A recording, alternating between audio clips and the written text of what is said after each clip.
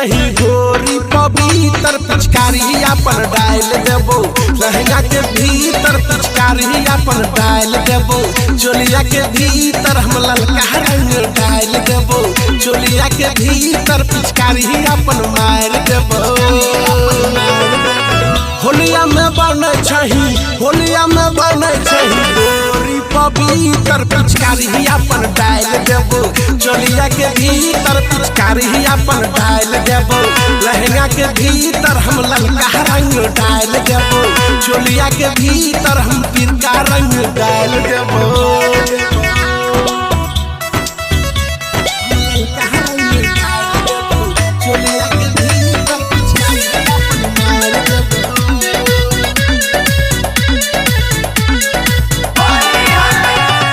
ललका देबो हल्का देबो देबो रंग करिया ऊपर नीचा भिगा देबो तोहर हम सरिया ऊपर नीचा भिगा देबो तोहर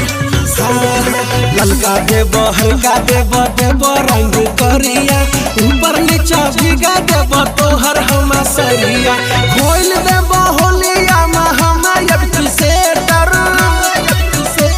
पिचकारी अपन डाल देबो चोलिया के भीतर पिचकारी अपन डाल देबो लहंगा के भीतर हम ललका रंग डाल देबो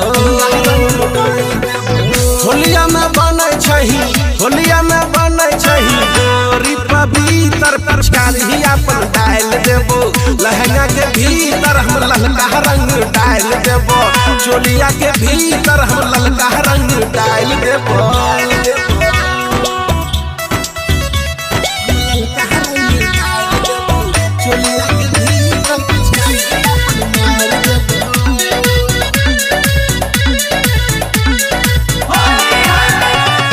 गोरे गोरे गाल अपन छुआ देके गोरी आगे पीछे रंगबो तोहर रंग देबो ढोरी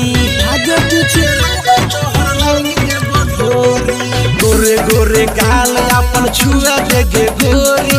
आगे पीछे रंगबो तोहर रंग देबो ढोरी राजीव रंगीला कहो तोरा हैप्पी हैप्पी होली पिचकारी अपन डाल देबो चोलिया के भीतर पिचकारी अपन डाल देबो लहंगा के भीतर हम ललका रंग डाल देबो होलिया में बने छही होलिया में बने छही गोरी पवित्र पिचकारी अपन डाल देबो लहंगा के भीतर हम ललका रंग डाल देबो चोलिया के भीतर हम ललका